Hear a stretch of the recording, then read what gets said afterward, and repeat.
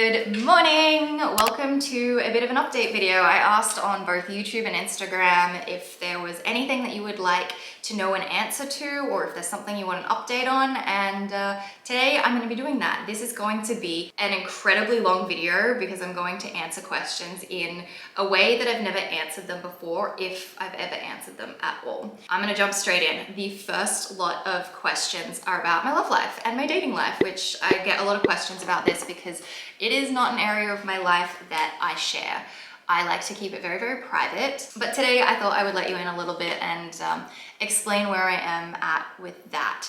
I'm going to be answering this question more specifically to Abby's question that's about societal pressures to do things like getting married and having babies and having a house. And I am going to start by saying that I don't really believe in societal expectations. I believe that we have a very short existence on this planet and that we should be able to do whatever we want. It's our lives, do what you want, because when this is all over, no one is going to remember what we did or how we lived our lives. And so just go for it. Just do what you want to do. I think people like to categorize things and make boxes for things to go in because it makes you feel safe and comfortable to know what's happening in life. But the problem is not everything makes sense. Not everything can fit into a box. Not everything's black and white. And it grinds my gears when someone wants to put me in a box. I hate it. Thankfully, the only people that do try to put me in a box are strangers on the internet.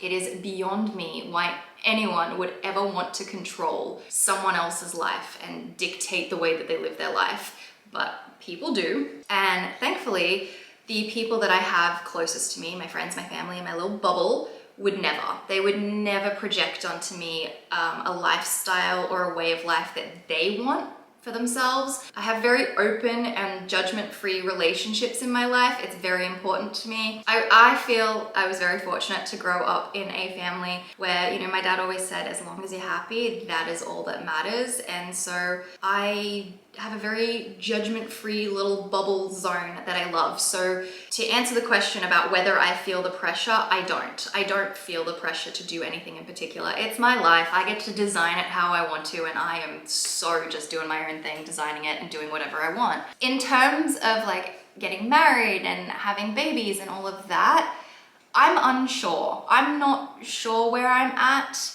I have come across a lot of stuff online, particularly from people who have had children, and they always sort of say, if you're unsure, don't do it. And it does make me a little concerned when I consume content that's very open, raw about what parenthood is really like, and it kind of makes me feel that it's just not for me. So I'm still unsure about it. I don't know what will happen in that department, but I wanted to give a bit of a backstory to it because up until age 30, I was a hard no. I was like, I don't think I'm having kids. If I do, you know, maybe in my late 30s. I got one of the cats at the bottom of the tripod. This camera goes like shaky, flying. It could be a thing. Nope. Okay, he's good. Going away. But yeah, I was kind of like a hard no on it. And then they always say when you meet the right person, you'll change your mind. Sure enough, I met someone and he was so nice and it just changed everything. All of a sudden I was like, oh, I do want to get married. I do want to have babies. And then the pandemic hit and he was in Canada, I was in Australia, and we had not been together for very long. And we made the decision to go our separate ways, and if we ever reconnected, because, you know, I didn't know, like, was I going to go back to Canada? Was I ever going to be able to go back? Like, what was happening?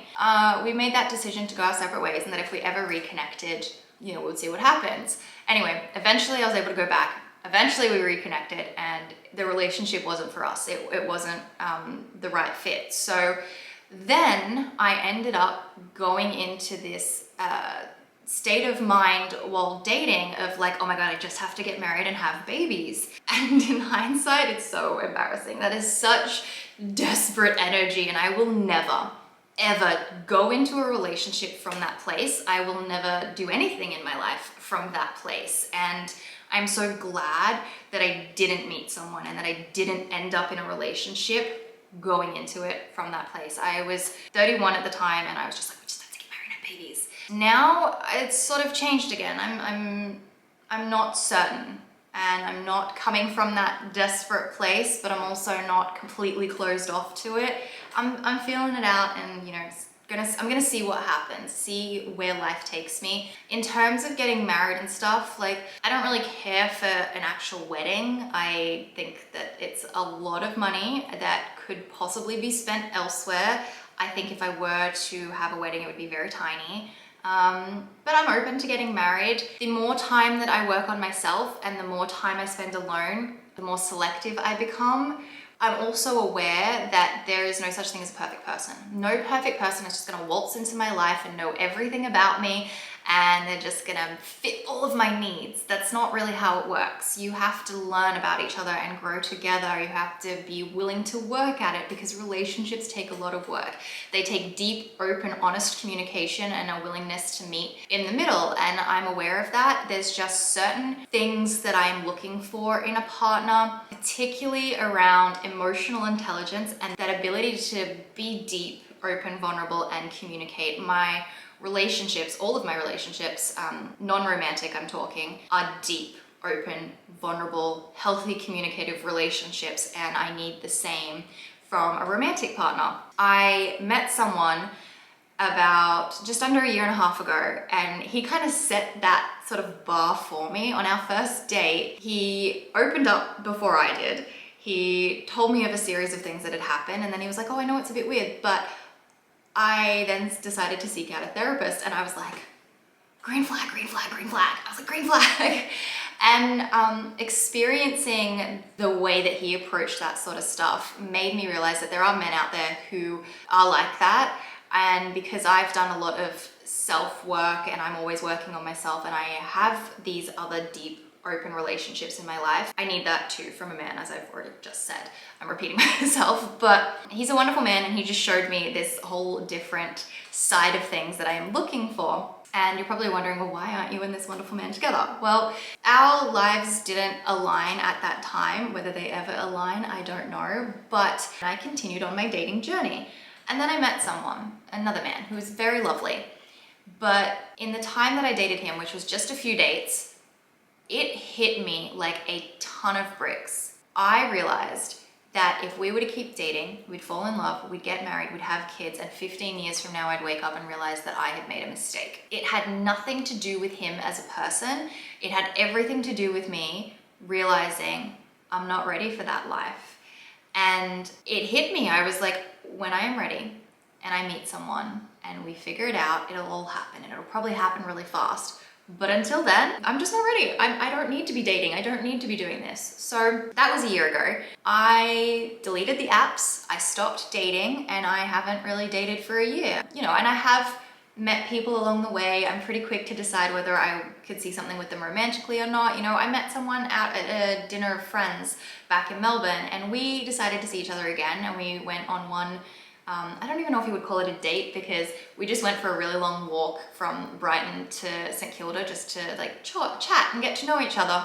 And like, I knew I was leaving, so nothing ever came of it, but that's about the extent of my dating life for the last year. I am someone that has an anxious attachment style in romantic relationships, which is where that like, I just have to be with someone came from. And I was like, I'm not doing this. I'm not going to go into a relationship with that type of energy. It's not, no, like it's not for me. So over the last year, I've spent so much time on my own. I've been working with my therapist, and I feel like I've moved from the anxious quadrant, if you know what I'm talking about, if you've seen like the quadrants of the different attachment styles, and I've moved into the secure attachment place. I am a different person. My friends and family have noticed how different I am, and I'm so glad that I took this time to do my thing and work through that, rather than just ending up in a relationship because I needed someone else to make me feel comfortable and secure and whole, whatever it is that you want to call it. So that brings me up to now. I am open to dating. I am not going to download the apps. I am now in a position where I feel comfortable talking to people. I sat next to a guy on the plane from LA to Austin, and I just started chatting to him. He didn't seem too particularly interested, so I just went back to playing my game. But it's that easy. It's so easy to just start chatting to someone, and that's how I intend to meet people and date moving forward. But I'm not looking for it. I'm not out here trying to find someone, which kind of leads me into the next series of questions that I have been asked. So as I said, I'm not looking for someone, but I'm not closed off to it. So if I were to meet someone, say here in Austin, and they were amazing and we wanted to keep dating, then I will just stay here in Austin and I will keep getting to know them. And that's kind of my plan this year. I think, again, if you want to go back to people putting you in boxes and categories, I think it's like either you're actively looking for someone and you're dating and you're dating and dating, or you're on this like solo journey, traveling the world. I can't let anybody in the way of it. And I don't fit either of those categories. I'm like right in the middle. I decided that instead of sitting around waiting for me to find someone to get into that next phase of life, I was like, I'm gonna go and live my life, and if I meet someone along the way, then maybe my journey changes. Which, yeah, brings me into the next lot of questions, which is, you know, where are you going? What's next? How long are you gonna be a digital nomad for? How did you become a digital nomad? What made you make that decision?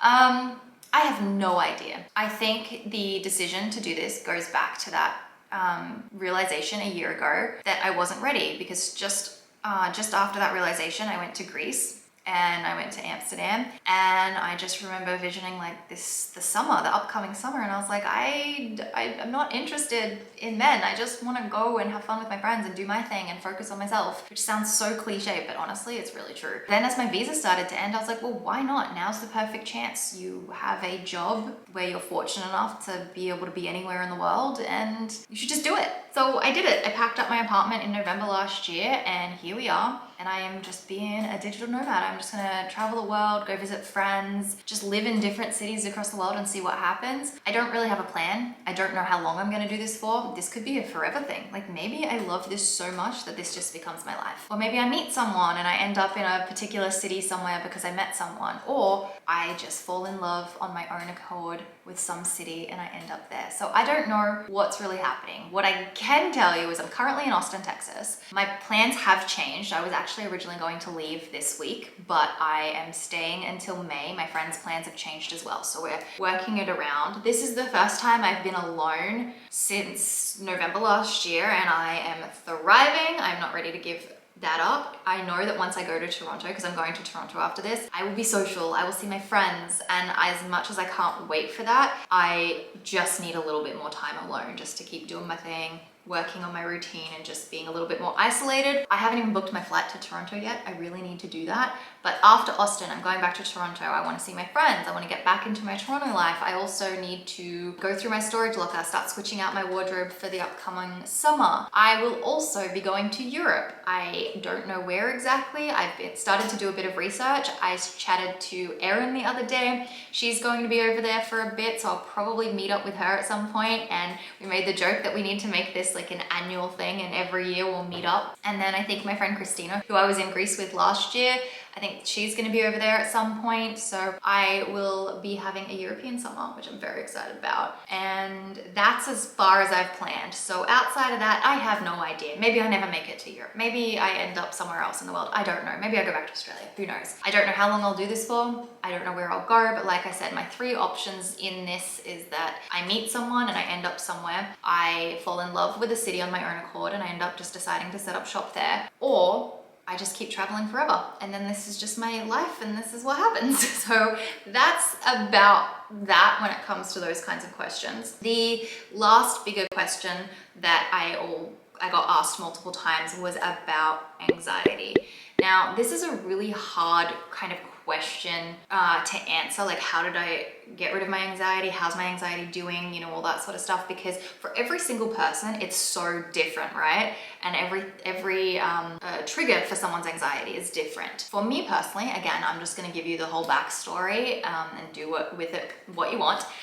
Take from it what you will. Back in 2019, so 3.5 years ago, my Melbourne relationship ended. And as I mentioned before, I'm a bit of an anxious attachment style person, or I was. And for the entirety of that relationship, I was anxious that it was going to end, the whole thing. And when I look back, I'm like, what was there really to be anxious about? We were together in a very loving relationship for 2.5 years, and then it ended. And that's when I realized this was not, say, like the most perfect relationship. You know, it's not the relationship I'm gonna be in forever, but it was still a pretty good relationship.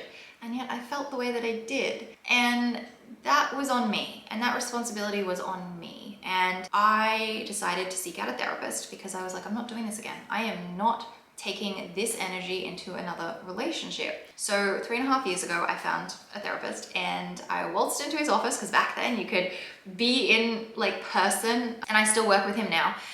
And I remember one of the first topics we talked about was a sense of self. I had zero sense of self. I had no confidence in my thoughts, my feelings, anything about myself. I was like a sponge. I was just sort of taking on everybody else's thoughts, feelings, possibly personalities to some degree, and I was just fitting what everybody else wanted me to be. And about a year after working with him in the middle of the pandemic, I had this first moment of realizing, and this was also working with my coach. So I have a coach and a therapist. A therapist can dig into the past, into the trauma, into the deep wounds. And a coach doesn't do that. A coach is more about the future, about helping you navigate what's coming up and what's the best way to get through things. So I have both, and I am going to just say this.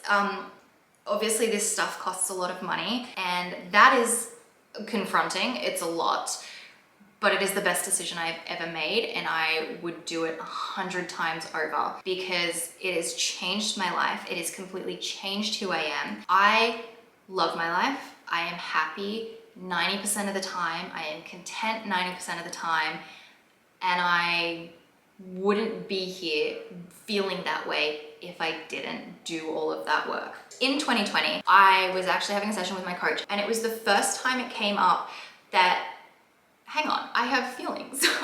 I have feelings about what I want. I don't need to be listening to the noise of everyone else's thoughts, feelings, and opinions. What do I want? What does that voice deep down inside say? And so I had that realization. I was like, oh, okay, I gotta tap into this voice. The thing is, once you understand something, you can't just automatically do it. It's like a muscle. You have to practice and work until you get really good at it. So for the next year and a half, leading me up to about a year ago, that's what I was doing. I was like getting quiet, listening to what I wanted to do with my life, listening to what I wanted, from things as tiny as, do I want to go to this restaurant, or do I want to buy these pair of shoes, to major life decisions, right? Like I was listening, and you practice, and all of a sudden you start to have these little moments of peace because you're listening to yourself.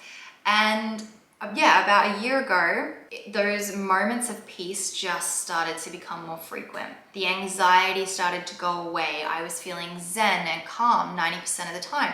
I was trusting myself. I had had enough experiences over the previous year and a half for me to really understand that I got this, that I'm confident. I trust myself, I trust my thoughts, my feelings, and as this last year is gone, I don't have anxiety anymore. There are two cases that will be able to trigger my anxiety, and that will be if I feel like I've upset someone or I've hurt someone's feelings. I freak out because I'm like, I have to fix this. I just hate making people feel bad. I want to make sure that everybody feels happy and that I'm encouraging and supporting of people, and I stress out when I feel like I've hurt someone's feelings. And then the other thing is sometimes work related, like, oh my God, did I miss a deadline? Did I reply to this email?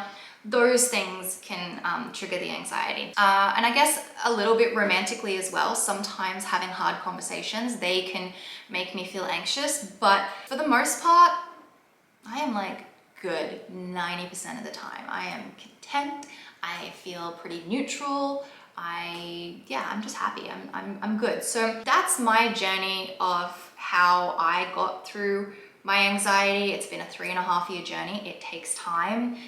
The thing that I want to point out with it though is you have to dig deep. You have to go inwards. You have to go through all the things that you don't like about yourself. The most painful, shameful things you have to face head on. Because if you don't, you're not gonna get through it. And it's messy, it's complicated, it's hard, it's painful. And I've just realized I've been talking with my hands on the desk. I hope I haven't had my hands covering my face too much, but anyway.